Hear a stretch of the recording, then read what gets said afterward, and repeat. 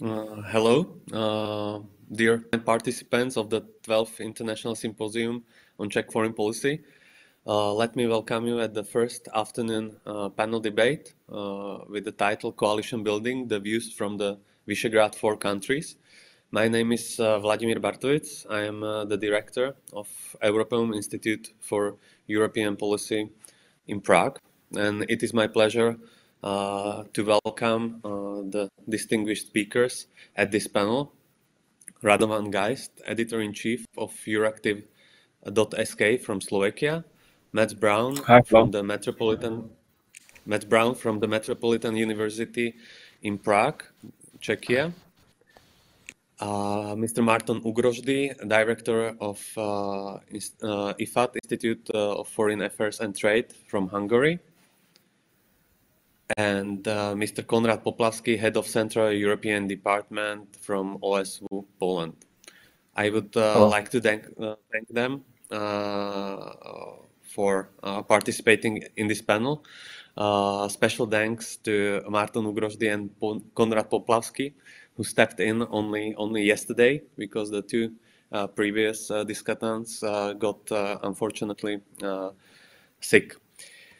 So we will have 1 hour to debate the new dynamics in the European Union and maybe in the European Union foreign policy, foreign and security policy, created by the departure of the United Kingdom.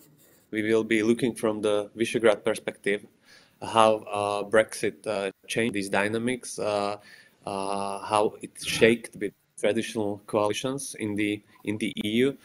We will try to chart a path for new coalitions, which could be beneficial either for all Visegrad countries or at least some of them. One of the most important challenges, or not just challenges, but opportunities, lies in the upcoming Czech presidency in the Council of the European Union in second half of the year 2022.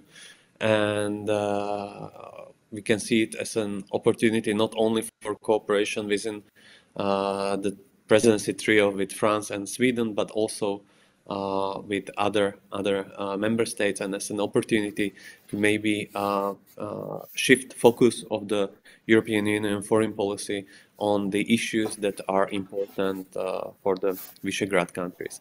I think this debate is very timely, especially if we are looking into European neighborhood, which seems to be more and more unstable, shaking. We have unfrozen conflict in Nagorno-Karabakh. We have huge demonstrations, manifestations against the regime in Lukashenko regime in Belarus, continued unstable situation in Ukraine, and I'm not talking about the Middle East or North African countries as well. So, without further ado, I would like to ask the speakers to start with the opening statements.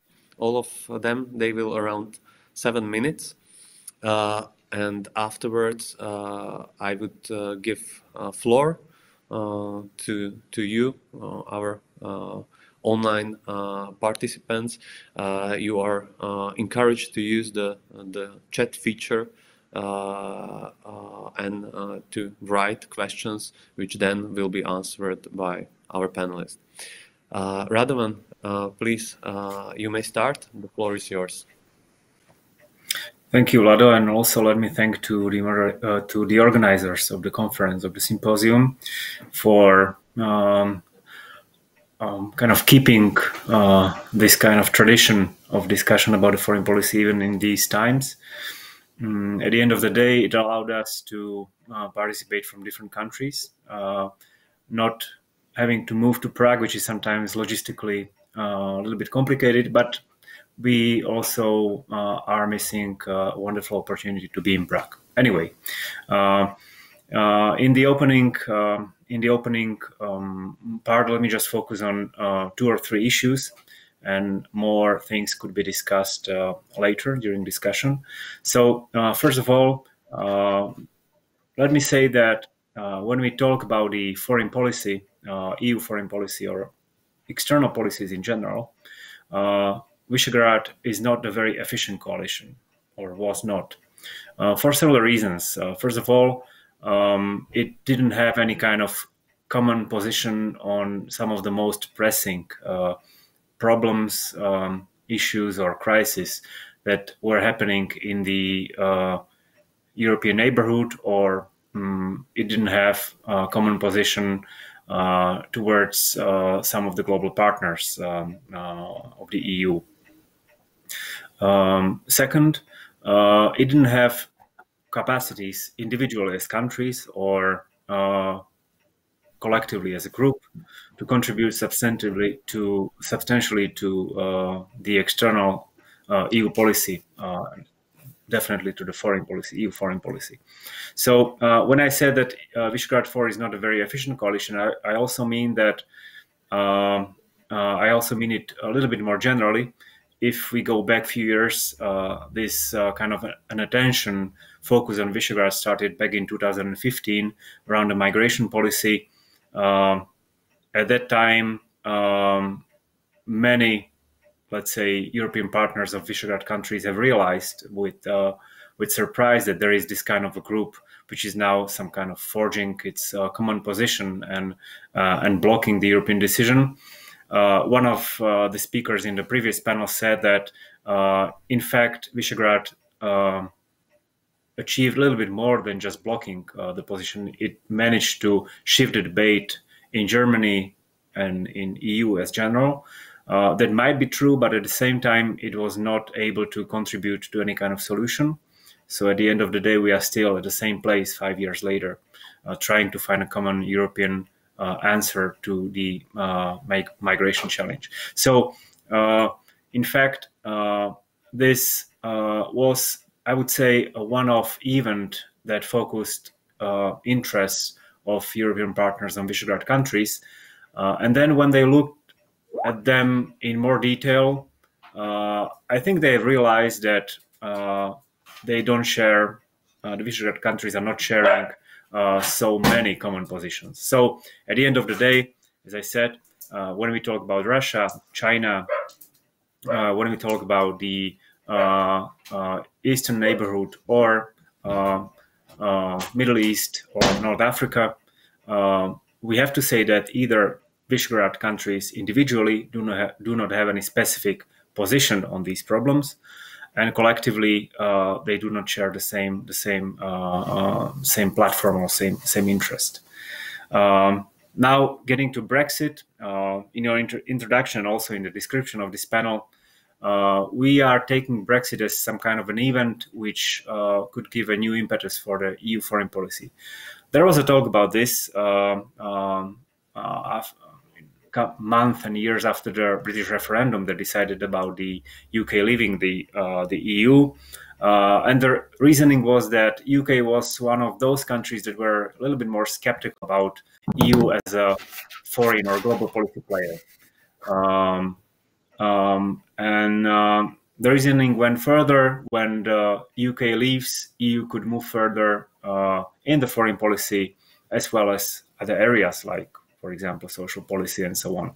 I'm not so sure about that. Of course, UK was perceiving itself still as a global actor, not only as a part of the EU, and was placing more, let's say, importance sometimes on the transatlantic cooperation than on strengthening the EU's capacities in the foreign and defense policy. But I guess even after the UK left the EU, we haven't solved those problems. So we are still facing those same discussions and those same questions. On the other hand, what could and I think should give more impetus for more independent and stronger EU foreign policy for EU as a global actor are the changes, let's say, the reconfiguration of power relations in a global politics. And I will just mention few. One of them is, of course, changes in the U.S. foreign policy. Some of them are related to Trump presidency, but I think most of them will outlive Trump, hopefully after this November. I don't think that U.S. will be taking responsibility for the European security. So regardless of the result of these elections, EU should develop more capacities. This has nothing to do with Brexit, because on one hand, yes, we have lost an EU member which had some substantial military capacities, defense capacities. On the other hand, this was one of the countries which was quite of, let's say, more reluctant to develop kind of own European capacities. So this is one thing. So changes in the US policy, and then I would mention a more assertive foreign policy, external policies, because it's also about the trade policy, economic policies of China and Russia. This is something that we'll have to face, combined with the, let's say, withdrawal of the US from Europe.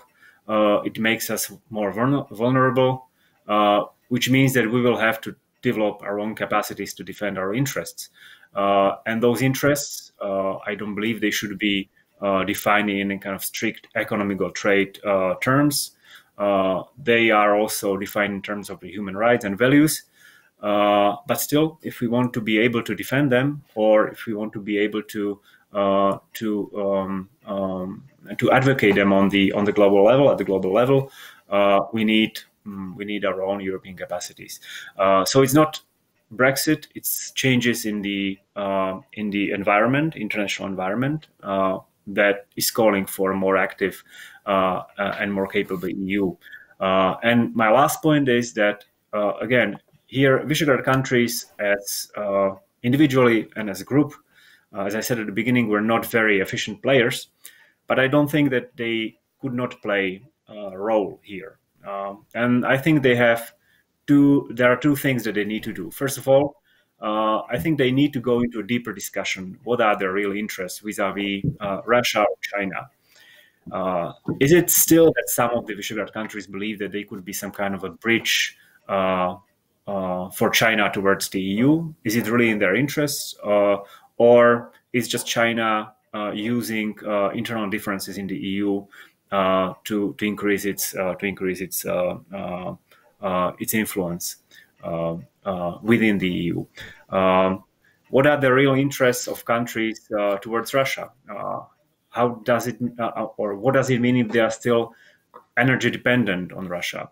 Could they do something collectively with that? So this is something that Visegrad countries could be discussing, but also solving some within the group among themselves. And then there is another point.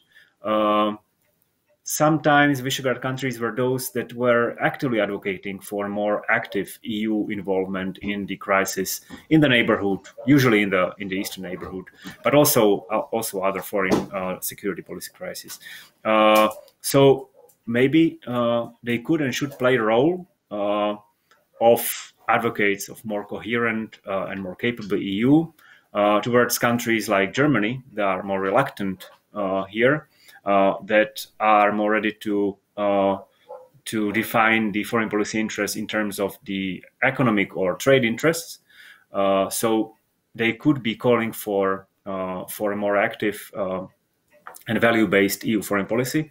But this also means that they have to develop their own capacities to be able to contribute, because it's not enough to ask the others to be more active if you are not contributing with your own share. And I will stop here. Hopefully I have not gone over the 10 minutes, and next the other things could be discussed later. Thank you. Thanks a lot, Rado. You have touched upon many important issues. You mentioned that some people thought that EU foreign policy might become stronger and more coherent once the UK leaves. Others have opposite opinion, and they think that EU without the UK, especially in the foreign policy, is much weaker than it was with the UK. And maybe one anecdote you mentioned, that there are still those who strive to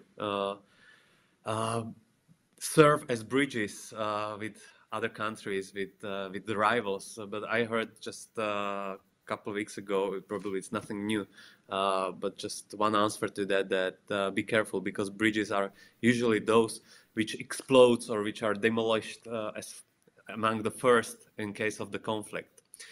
Okay, so next to address this panel is Mats Braun from Metropolitan University in Prague. Mats, the floor is yours.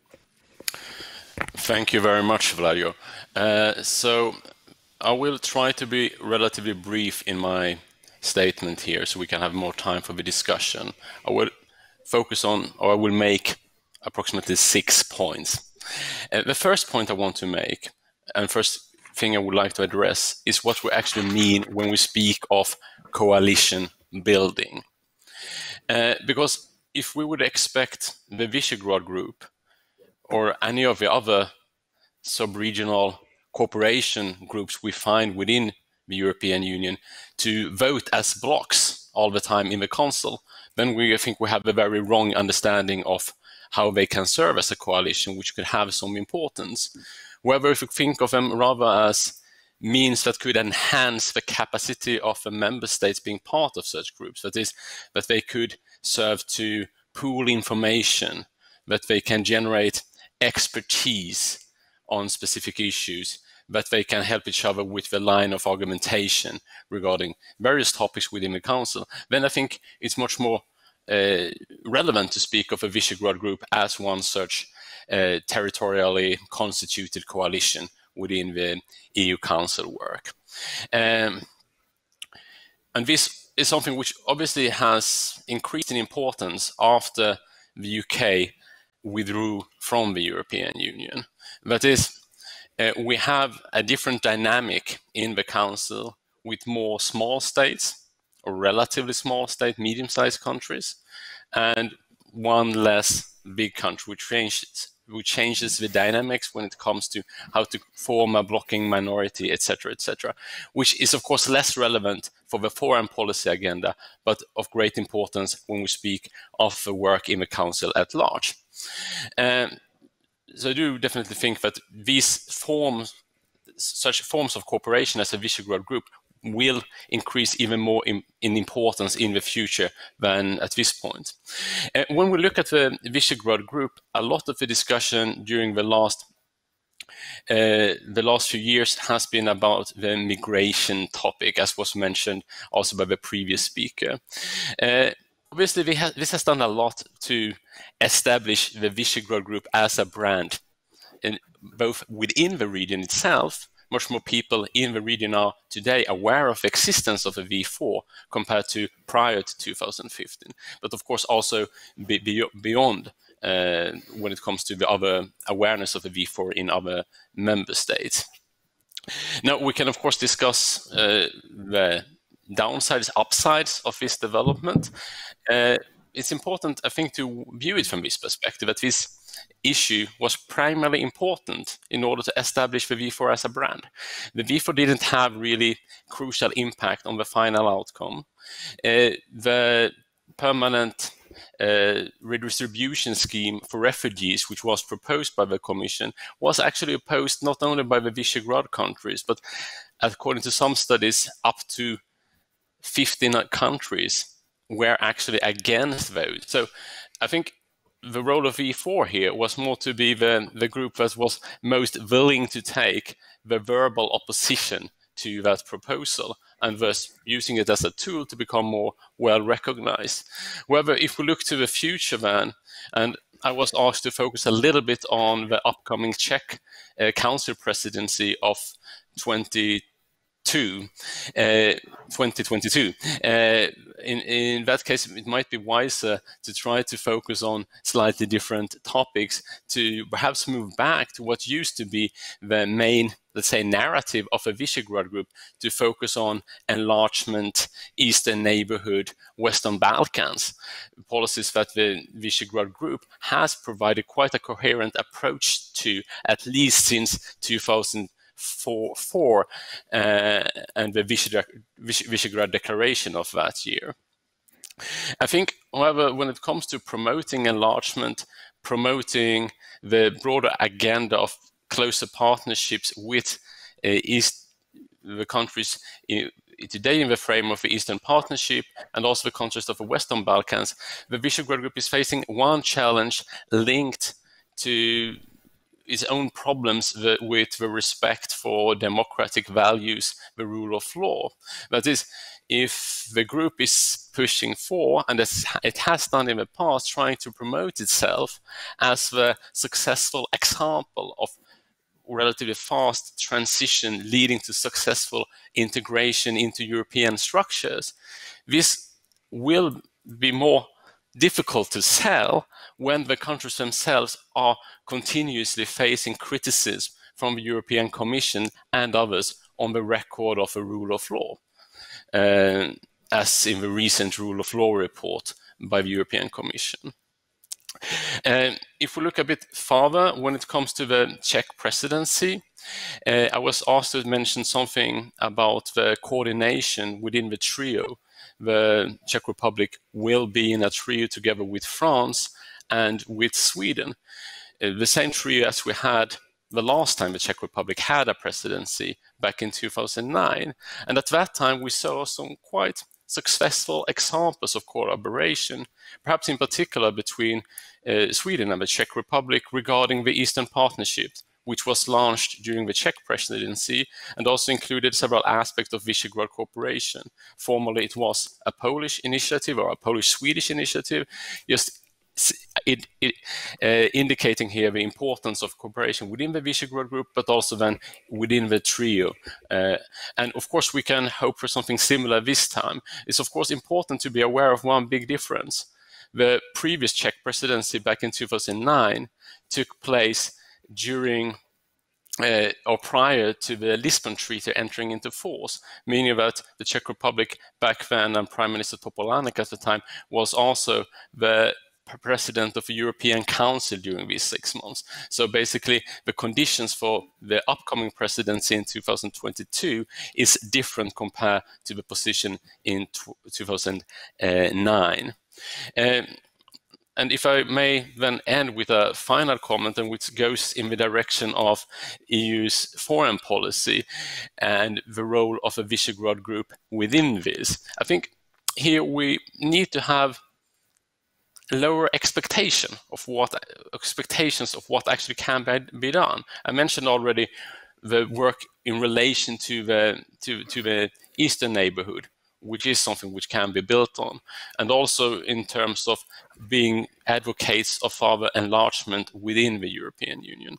That is one thing. But if you think of partnership or joint approaches towards other countries, let's say Russia, beyond China, etc., I think the V4 has quite limited possibilities there. I also think this for the reason that there are relatively few tangible, concrete issues what actually could lead to a cooperation where the V4 would play a leading role. So I don't really think that that is the arena where we will see the biggest importance of the V4 as a formation within the European Union. I will stop there, and I look forward for questions afterwards for discussion. Thank you. Thank you, Matt. Thank you for addressing also the issue of the cooperation between the Czech Republic and Sweden and France. You mentioned the good example of cooperation on Eastern Partnership. with Sweden, but there was unfortunately also an example of rather worse coordination with France when France forgotten in one moment that their presidency has ended in the European Union and tried to continue in the leadership of the European Union even after the Czech Republic took over. But anyway, I also noted that you were rather skeptical about the ability of the Visegrad countries to take a lead in the enlargement issue, which is I agree with you, and which is very unfortunate because it's one of the few issues where the Visegrad 4 could have done much more even in the past, and sometimes it looked like that it remains only priority on paper for our region, and we are not doing enough in reality. It's more paper priority than the real priority. Okay, next, Márton Ugrósdy, Director of Institute for Foreign Affairs and Trade, Hungary. Márton, the floor is yours. Thank you, Vado, and I would like to thank all the others for sharing their thoughts. And I would like to first focus a bit on coalition building and then come down to foreign policy issues.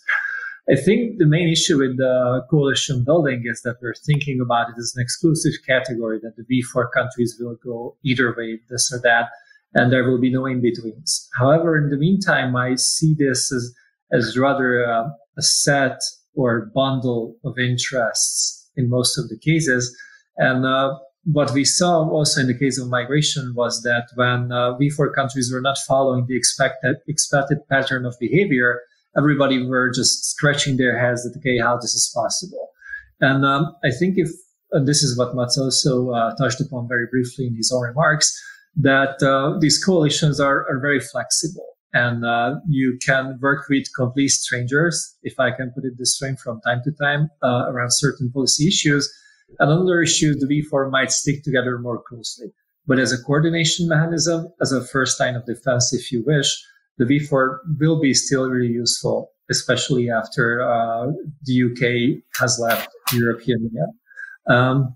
What I think is important here is to make a distinction between political and economic priorities, because on the one hand, if we look at the political debate within the European Union, we will see both extremes for an EU based on nation states and an EU based on a federal idea. But if you ask me, having a political debate on these political questions is quite natural, because this is why they're called political.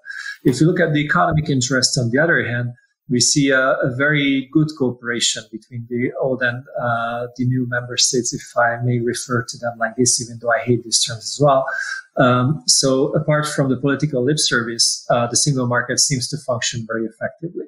And this might also predetermine some of the positions of not only the V4 countries, but the post-2004 EU member states when it comes to certain decisions, also in the field of foreign policy. And this gets me to the second part of my short intervention, is that I very much enjoy the debates about European strategic autonomy and value-based foreign policy and the like, but I always see that the economic interest comes in.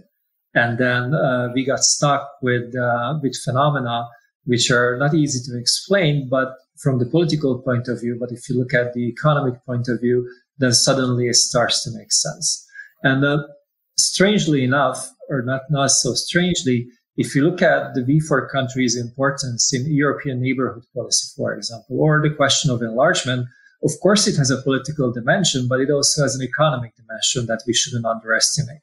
So if you look at the development levels of the Western Balkans, for example, or Ukraine or Belarus, or maybe the Caucasian countries, or especially Moldova, you will see that there are lots of opportunities there.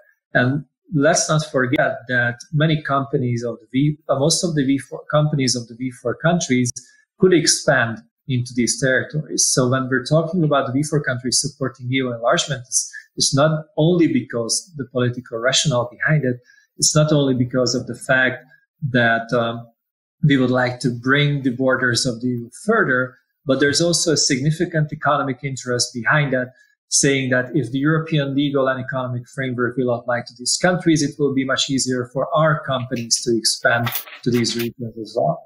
And I think here the V4 countries do have a specialized expertise on EU neighborhood policy, because we tend to know these countries a little bit better, or at least from another point of view than, for instance, the German and the French governments and business sector at the same time. Final thoughts on the great powers, and I would like to really keep my intervention short, is that I don't really think that, for instance, China needs bridges to Europe. It's already in the heart of Europe. If you look at the German-Chinese trade and investment relationship, we have quite obvious numbers. Same applies to Russia, if you wish. And I'm quite sure that Konrad will talk a bit more about the Nord Stream 2 than I will. But, you know, it seems like that the great powers outside of the EU have their own ways with the major EU member states as well, both with Germany and also with France, despite the talk about a common EU foreign policy position on Xinjiang or Hong Kong or the Eastern Med, Nagorno-Karabakh, for example. So I get the impression that we would like to collectivize the costs of having a common EU foreign policy on these values-based approach, but everybody would like to reap the individual economic benefits on the other hand. And I think this is one of the reasons that we cannot talk about a single European foreign policy, because the foundations are still missing. I'm not implying that this is good or bad. I'm just saying that before we can really talk about European strategic autonomy, before we can really talk about how to make European foreign policy work, we have to work out these differences. Because if we will see that there will be some countries within the EU who are interested in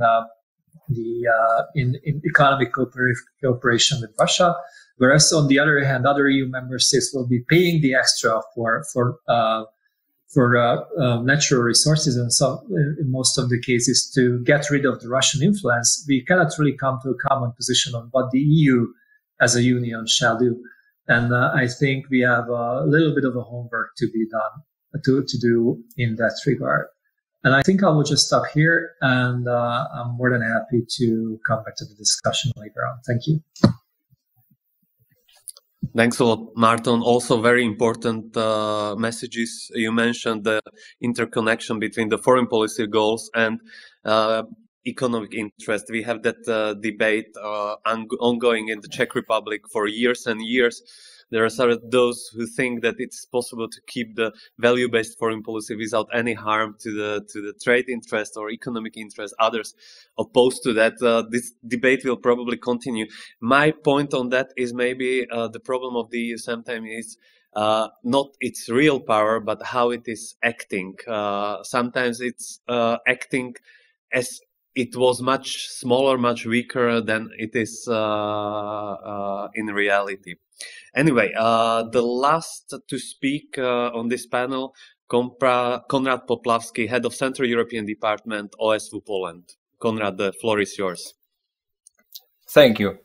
I was very happy to hear all these introductory remarks. They were very interesting, and let me position myself a little bit into defending the success of V4 of the last, let's say, a decade. As in my opinion, the previous speeches were a little bit pessimistic. I'm trying to let me position myself in the more optimistic modus. So first of all, I would say that V4, maybe it wasn't very efficient. We could put such a statement, but it wasn't much needed, because the conditions for growth, economic prosperity, for working political institutions were working just fine. We didn't need too much V4 cooperation. I mean, very deep cooperation. Yeah, we needed this only when it touched our crucial interests like migration crisis. But of course, also let's remember also about multi-annual financial framework, which where this cooperation was also quite efficient, I would say. So, and even if we look today at some reactions at V4 from other countries, like from Germany, the recent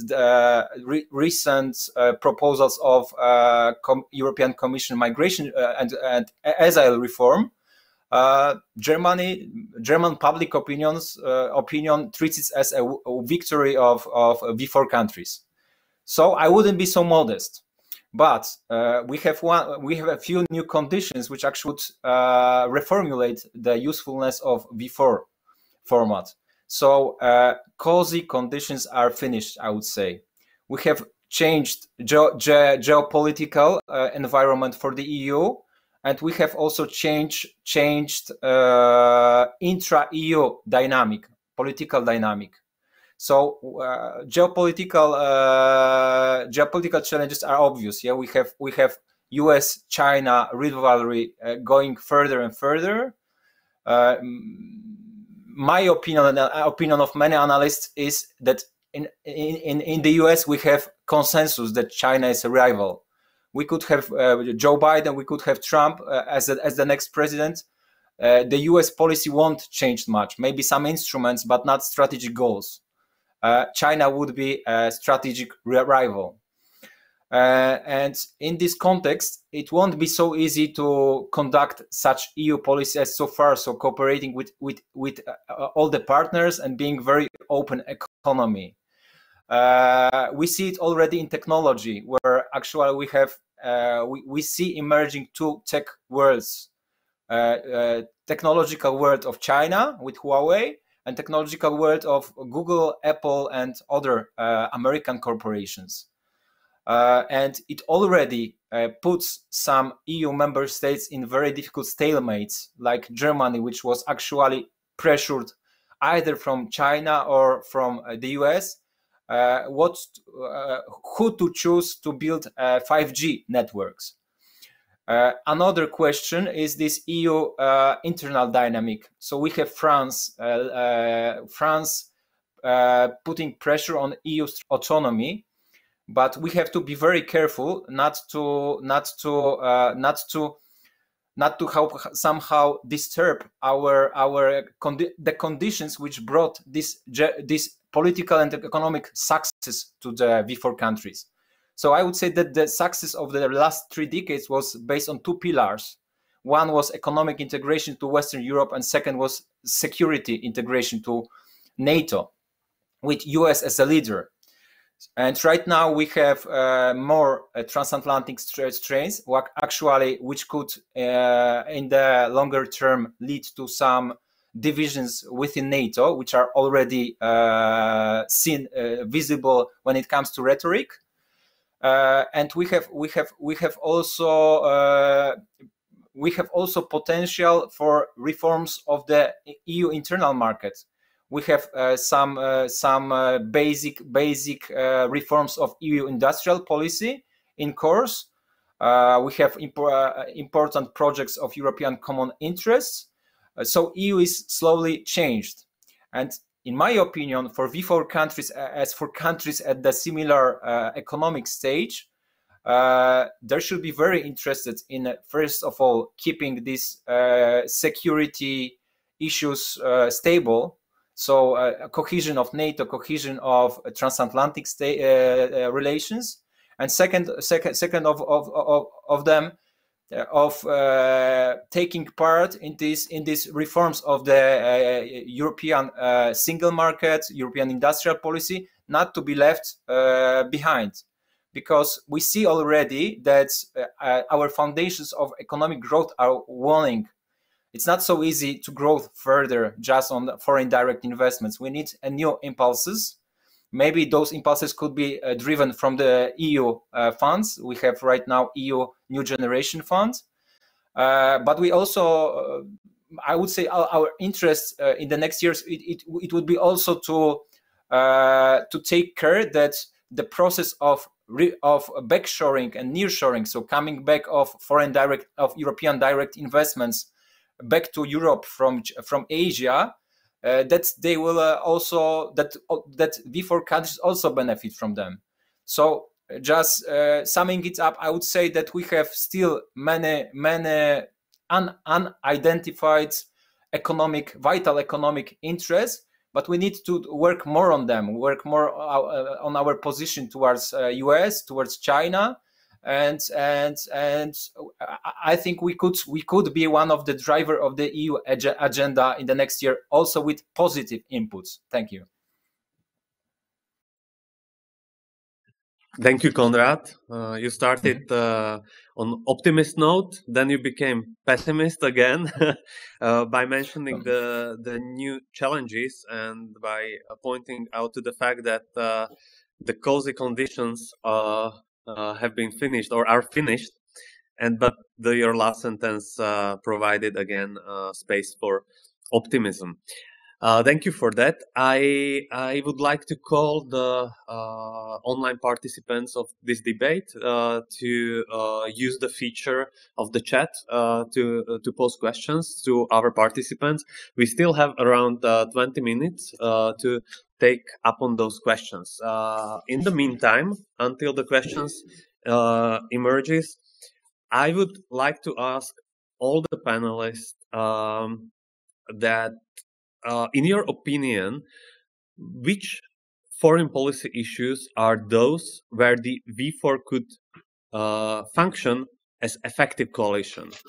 Some of them so far seems to be excluded, like policy towards Russia, but I'm sure that you can identify those where the V4 has the potential to work as an effective coalition. And the second question would be, for these issues, where do you find the closest allies among other EU member states? Who wants to start? We can make other way around. So, Konrad, would you be able to comment on that? So, in my opinion, taking into account this changing geopolitical context, we see also potential for some agreements, even in the issues which were unbelievable before. Even this Russia question. Let's talk about Belarus. Actually, I'm quite impressed how solidar is V4 countries when it comes to Belarus, and actually Belarus is a Russia question. You know, I wouldn't expect that Czech Republic, Slovakia, also Hungary will be so active actually in giving some support for Belarus before this crisis. Second thing, China question. Before I thought a little bit as it was said in one of the introductory speeches that it's impossible to move on China and prepare some new policy. But I'm, as being before an expert on Germany, I see a great change of debate in Germany about China. It's even probable, something which was unbelievable before, that they will exclude Huawei from 5G network building. What is actually what seemed 1 year ago a no-go area. So actually, I would say that many foreign policy issues which thought to be undisputed and settled for years before, right now are contested, that we should also be engaged in this debate. And my idea would be, first of all, I think in the interest of all V4 countries, but also in Central Europe in general, is to de-escalate transatlantic relations.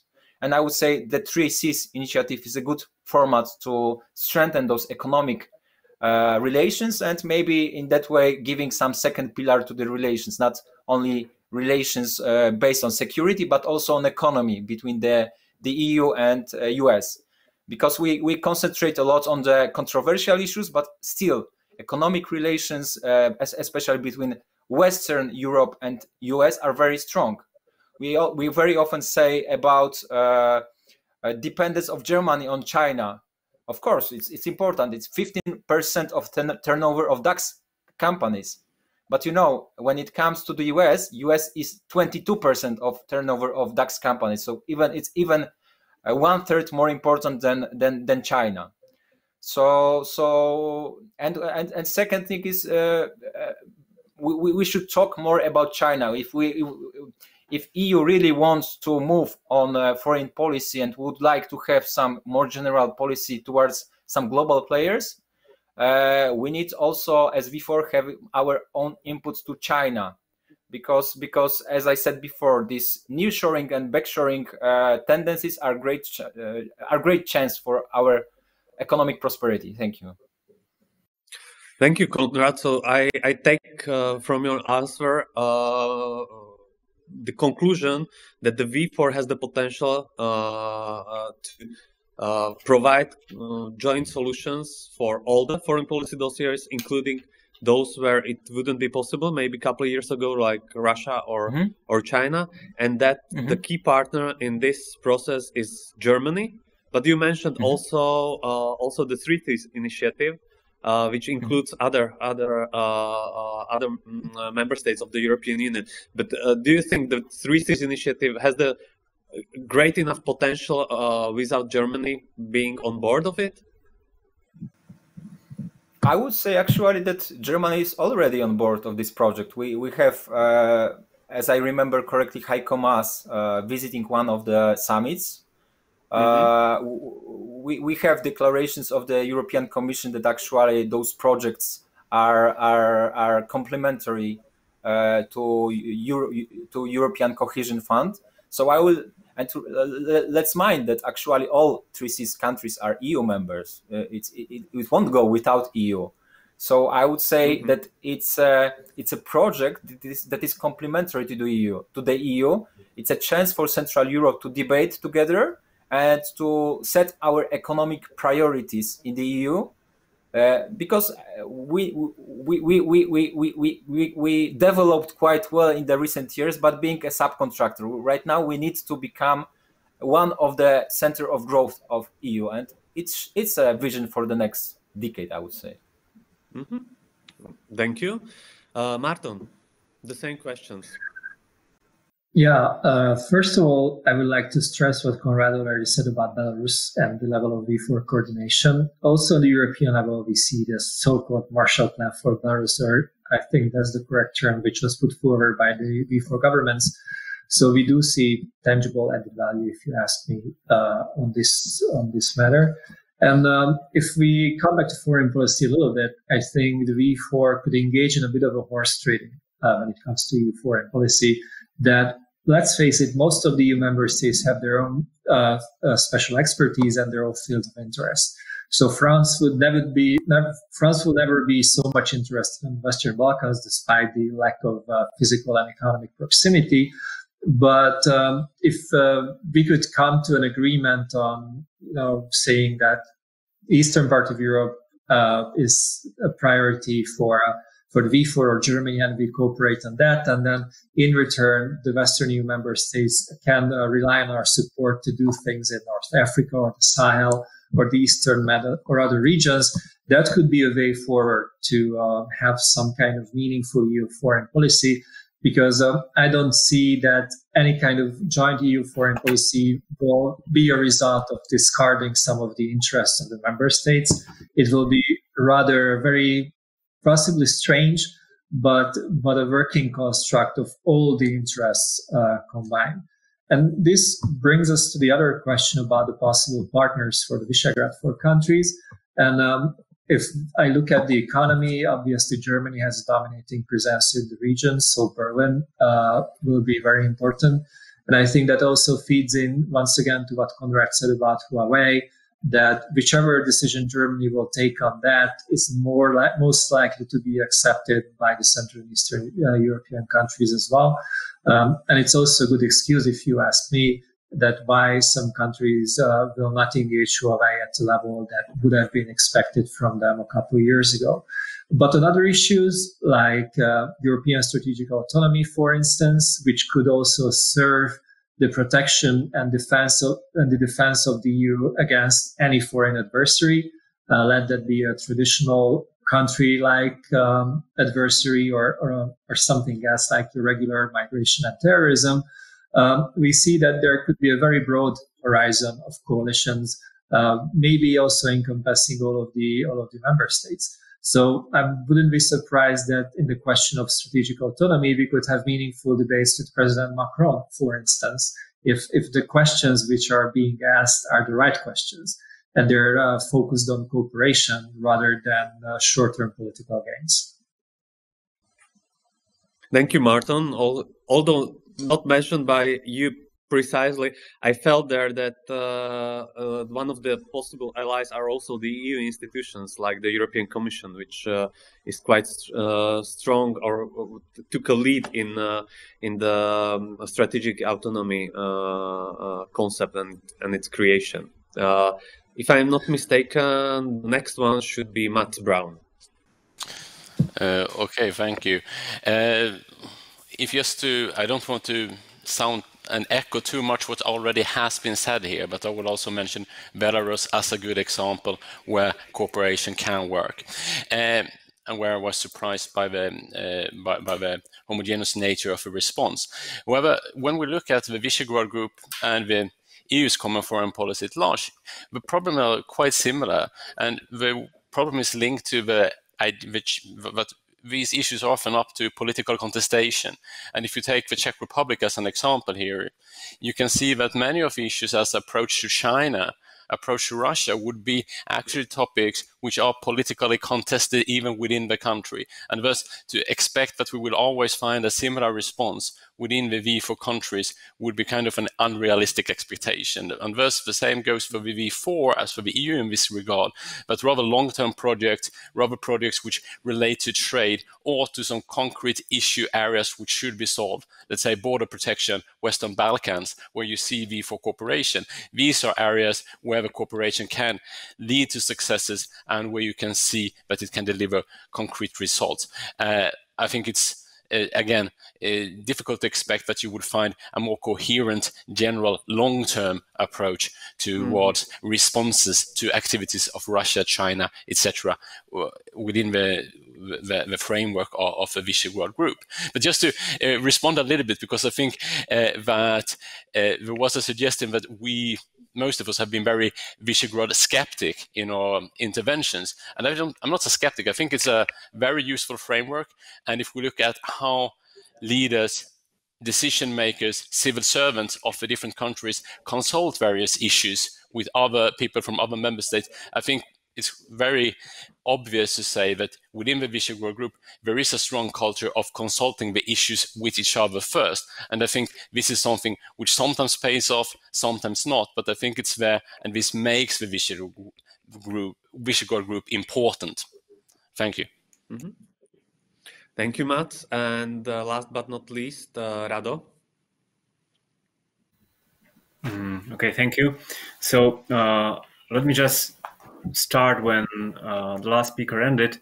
I do agree that this culture of coordination and consultation is very important, and I think it should be developed even further in the Visegrad Group, not only among people from ministries, but and I think there it's functioning much better than at the official level, also among academic institutions, think tanks, and so on. I think in this area, let's say like non-state policy making, debates, conferences, and so on, the contacts are even more intensive, and that's good. And from this point of view, they could provide a platform also for involving experts, academicians, and so on from other EU countries, and it could be a good platform for discussing more general issues related to the EU policy. So I'm not skeptical in general towards the Visegrad cooperation. I'm just saying that it's one of many platforms. It should be one of many platforms. In some cases, it has the added value.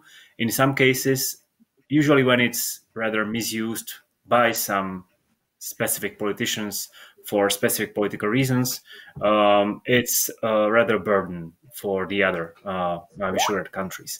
But let me get to the question where the EU, where the Visegrad could be or could bring something to the EU in terms of the foreign policy. I have observed that we are moving somehow liberally between foreign policy issues and other policy issues that are more internal for the EU. And I think that's right, because it's very difficult to separate those two areas. So when I should talk specifically about not foreign policy but external policy, I think I do agree with what had been said by several other speakers on this panel, that Visegrad countries could and should bring more for the EU cooperation in terms of the neighborhood policy, specifically towards countries in the east, like Belarus, Ukraine, but also in southeast, like Western Balkans, so or Balkans in general. So I do think that here Visegrad countries have expertise to share. They might have many common interests there, and they are not only political; they are also economic. I do fully agree with that. The only thing they need to do is to develop capacities. And here I would just add my second point.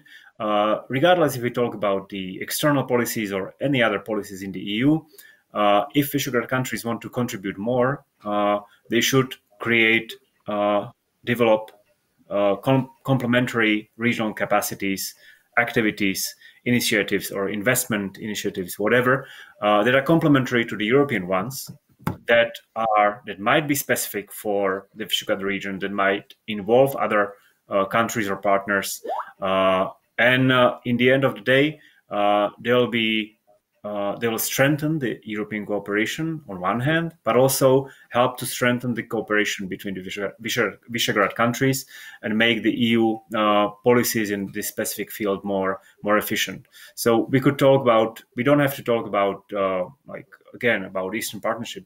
We can talk about the energy policy. I think energy interconnectors between these countries, if they are developed much better and much more, could help economically speaking and strategically speaking, those four countries. They would strengthen the position of the European Union as a whole, and they make perfect economic sense. So these are the areas where. So this is something I would take as a precondition for the efficient contribution of Visegrad countries to the European policy. We should try to cooperate whenever it's possible and try to find a complementary regional activities, institutions, instruments that help us as individual countries, us as the Visegrad group, but also EU as an integration community. Integrated community. Thank you, Rado. And there is also one question aimed at you. I would like to ask Radovan, what is the Visegrad official position in relation to poisoning of Navalny? Do its members discuss any sanctions against Russia? So if you feel so, you can reply to that question. Maybe just briefly, it was a few days ago when the prime ministers condemned the poisoning, and they have demanded common action. And of course, sanctions are being discussed not only between Visegrad countries. Heiko Maas was mentioning them recently as a needed response from the EU side. Then again, he also mentioned that Nord Stream 2 shouldn't be part of the sanctions. So maybe we should engage with our German partners in this discussion. Okay, we have 2 minutes, which gives all of you 30 seconds to answer my last question. And last question is related actually to sanctions, but also to other specific issues within the foreign policy, which on the basis of the proposal coming from the European Commission could be decided by the qualified majority voting, but that would require first unanimous agreement from the EU member states. Do you think this is a realistic proposal, for example, for upcoming 5 years, that at least one area of decision making, for example, the sanctions list, are moved to the qualified majority voting? I expect answer yes or no, basically. So, Radovan. Yes, needed. I'm afraid not realistic. Thank you. Mats? I completely agree. I think it would be a very good idea, but I'm skeptical to the likelihood of this being realized. Konrad? My answer is just the same as to other speakers. Thank you. And Márton? Well, I think it will be a result of a political compromise, and we'll see that what will be the price to be paid for that. Perfect. So those were the last words of our distinguished panelists. I would like to thank them for their very fruitful debate, interesting contribution, and for being concise and for being able to end this panel debate on time. So thanks a lot, all of you, and thanks also to those who've been watching our debate online, and hope to meet you soon. Also in person once the disease will hopefully disappear from our lives. Thank you very much. Bye bye. Thank you.